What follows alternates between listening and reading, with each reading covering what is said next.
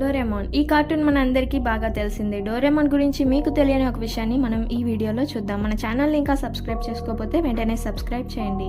మీరు డోరేమాన్ చూసి ఉంటే ఈ విషయాన్ని ఖచ్చితంగా నోట్ చేసి ఉంటారు. అంటే డోరేమాన్ కి ఎలుకలంటే భయం, కానీ ఇది నిజం కాదు. డోరేమాన్ కి ఎలుకలంటే అస్సలు భయం లేదు. అండ్ డోరేమాన్ యొక్క నిజమైన కలర్ కూడా బ్లూ కాదు. యాక్చువల్లీ డోరేమాన్ ని ఫస్ట్ టైం క్రియేట్ చేసినప్పుడు మనం ఇప్పుడు చూస్తున్నట్టు బ్లూ కలర్ లో క్రియేట్ చేయలేదు, ఎల్లో కలర్ లోనే క్రియేట్ చేశారు. డోరేమాన్ ని క్రియేట్ చేసినప్పుడే కొంచెం రిపేర్ అయిన రోబోట్ గానే ఉన్నింది. సో దీన్ని పిల్లలు ఆడుకోవడానికి ఇచ్చేశారు. మరి ఇప్పుడు డోరేమాన్ ఎందుకు బ్లూ కలర్ లో ఉంది అంటే, ఒక రోజు డోరేమాన్ నిద్రపోతుండగా ఒక ఎలుక డోరేమాన్ చెవులు కొరికేసింది.